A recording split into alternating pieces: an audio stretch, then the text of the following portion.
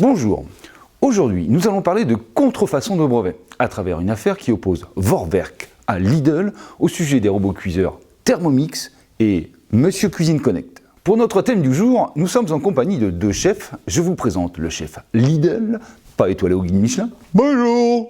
Et le chef Vorwerk, pas étoilé non plus. Bonjour aussi. Alors, sans plus attendre, messieurs les chefs, je vous propose, dans le cadre de cet épisode, de nous présenter chacun votre recette d'un plat qui donne l'eau à la bouche, la daube.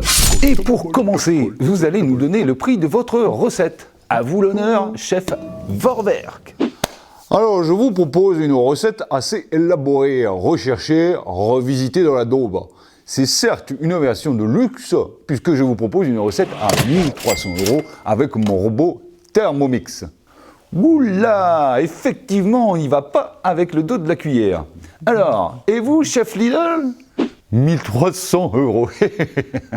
Pour ma part, je vous emmène sur quelque chose de plus simple, plus abordable. Un dérivé de l'original avec mon robot Monsieur Cuisine Connect. Une bonne daube, quoi. Et pour seulement 359 €. Quoi ?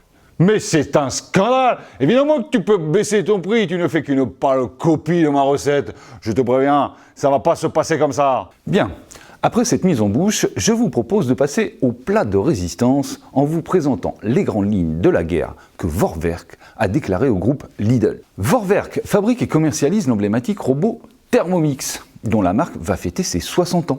Une paille. Vorwerk n'a eu de cesse de faire évoluer et de perfectionner son robot. Pour illustrer cette volonté d'innover, on dénombre près de 70 familles de brevets sur le Thermomix. Alors, bien entendu, certains ont plus de 20 ans et sont donc du domaine public. D'autres sont plus récents, mais parmi eux, certains sont sur le point d'expirer. Or, en 2019, Vorwerk s'aperçoit que le robot de Lidl reproduirait certaines caractéristiques protégées par ses brevets. Il s'agirait de brevets sur le système de pesée des aliments. Tu sais ce que tu peux en faire de ta daube? Oula, Lucien, il va se calmer, lui. Depuis 2 ans, Vorwerk a ainsi engagé plusieurs procédures à l'encontre de Lidl pour contrefaçon de brevets. Procédure qui a porté ses fruits en Espagne, où Lidl a été condamné en début de cette année, s'est vu imposer de retirer son robot des ventes et a été interdit d'écouler ses stocks ou de les faire circuler vers un autre pays européen.